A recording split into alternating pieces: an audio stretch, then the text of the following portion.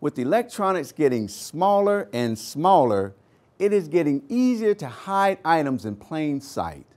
While most offenders on probation or on parole follow the rules and complete their sentence without any infractions, there are still a few that try to hide their bad actions from their parole officer. The South Carolina Department of Probation, Parole and Pardon Services has an agent that has a nose for helping bust these offenders. Let's meet Agent Chip. Chip is almost 2. He'll be 2 next month. He is a half lab, half golden retriever, electronic detection canine. Chip is unique in that he is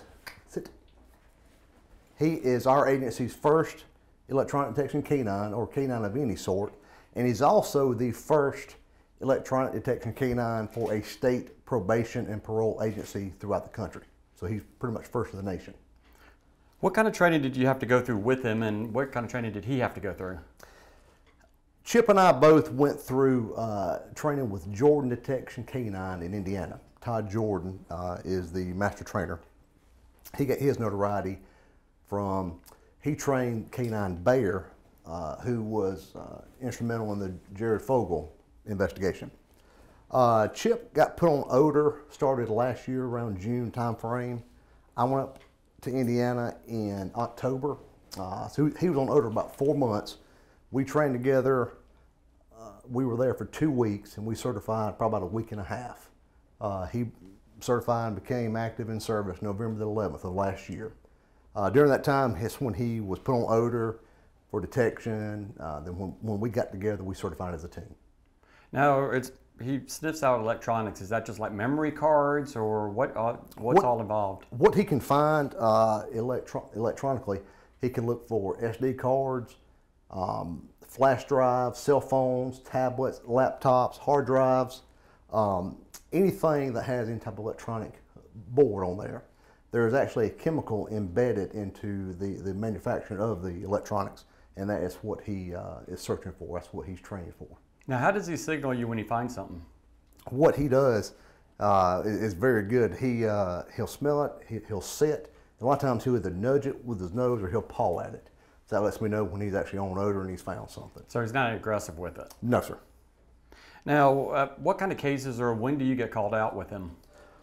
In South Carolina, we supervise roughly 700 convicted sex offenders throughout the state.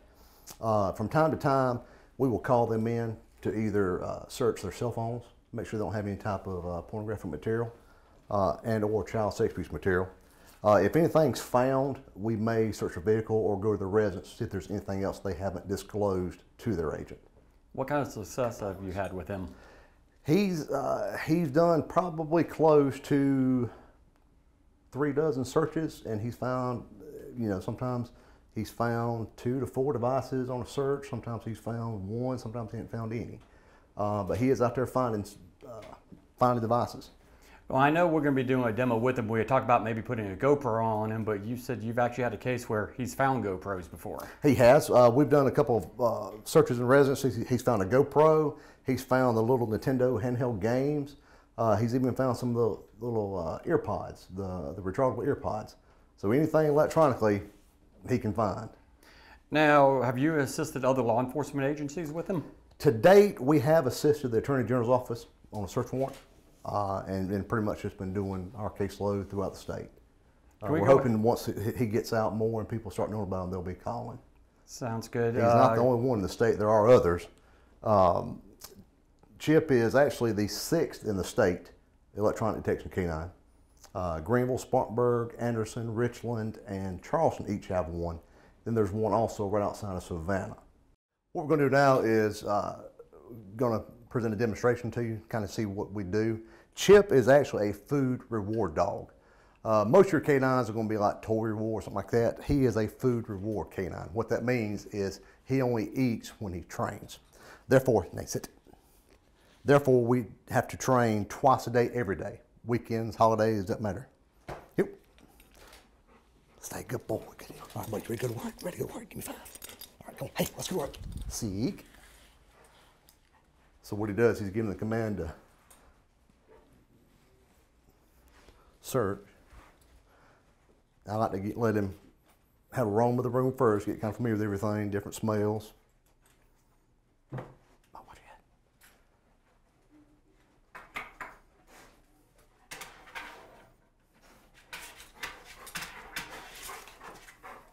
got? Show me. Yes, good boy, buddies, good boys. Chippers, there you go, buddies, good boys. The boys, good boys.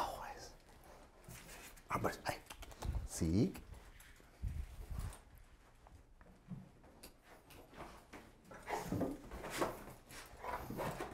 Show me. Show me. Yes, good boy, buddies. Good boys. There you go, buddies. Good boys. What he found in here is a couple of devices I hid. First one up here by the window was a flash drive, which, as you know, can be used for any type of media on there, child sex abuse material. And the one over here is a bolt. You might think, why is he finding a bolt?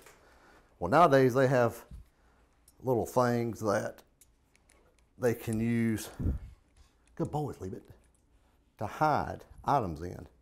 That hauled out bolt had a micro SD card, which could contain thousands and thousands of images on there. These are simple things that you can order off Amazon, you can get anywhere. They've got hidden power outlets that go into walls. They've got all kinds of fake things. I've got a hauled out nickel that can also hold a micro SD card. There's all kinds of things out there that an individual who wanted to hide stuff could, that maybe an agent or an officer might not think about or might not have time to go through the house and look every little nick and cranny. But these dogs right here are very well trained, and they can find them out. All right, bud, you ready to go to work? You ready to go to work? Give me 5. Hey, let's go to work. Seek.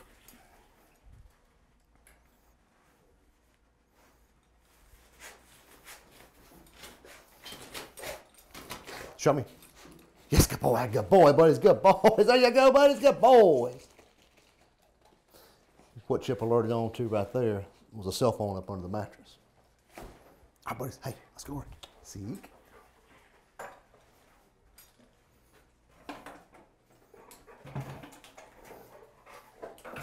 Show me.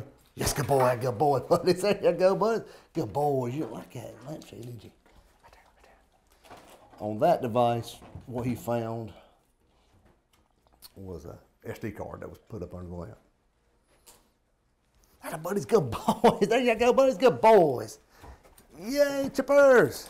Whether it's a memory card, computer, or cell phone, vital evidence can be found if these devices are analyzed properly. Digital forensic analyst Chris Cato explains why doing so is important. One is our ability to be able to find evidence that is hidden. Our software we use finds deleted evidence, evidence that might be hidden behind another program. We've seen apps that look like a calculator, and it's actually, if you type in a certain combination of numbers, it opens up and it's actually a storage medium for pictures or whatever.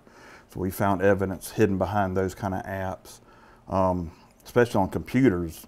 Computer software, the operating system itself is so open. You can rename files to different formats, so you don't really think about that it might not be a JPEG or a bitmap file. It might be something totally different. It might be embedded in a Word file. And so that picks out all that stuff, that software that we use. So, and two, it's a better tool that we can help the sex offender agents do their job better, and we can get, reports, official reports. We're all certified, myself and Jason, who also helps me in the forensic unit. We can give them a report that they can take to the revocation hearing, show to the judge, like, hey, this stuff was found on his phone, it's right there, the dates and everything are right there. So it makes it easier for the agent to give this evidence over to the judge and for him to make a ruling on whether to revoke this person. Gotcha. How many site visits do you guys conduct a year, and what's involved in a site visit? Usually we do 25 to 30. We have certain different amount of sex offenders at each site. So I usually will pick sites that have at least 5 or 6 sex offenders that we supervise, and I'll call the site and just say, get them on the schedule, so we can go out there, and we usually do it for just to help them out, so they'll bring in the sex offenders all to the site, and then we'll search. We can search up to about 20 in a day. So I don't know how long it would take a regular agent to do home visits and search phones, 20 phones, but it'd take a lot longer than one day. So it helps them out, and it helps us try to find, and it gets us the word out there, that we can do this now. And I think part of the benefit of what we do now is a deterrent. Before they went years without ever worrying about, people catching stuff they've hid. But now we've got the ability to find stuff hidden with chip, and we have the ability to scan that item from our forensic unit, so they don't have as many ways of hiding stuff from us like they used to. Now, we got to see Chip in action just a short while ago. With the things that he finds and with what you guys do and word getting out, has that kind of slowed things down for you, or you're still seeing the same number of cases? I did a report a few months ago just seeing where we were. When we first started, we were running about 36% positive searches that we would find violations. And that's, I think, last year we were in the 23% range. Now that might not all be associated with us, and basically scaring them into not wanting to do things. A lot of them catch on that stuff and might have a burner phone, but we always try to track what phone they bring in each time, and we'll denote that. And so if they come in with a different phone, we'll know, like, hey, this guy's got an iPhone now. Last time he had a Samsung Galaxy.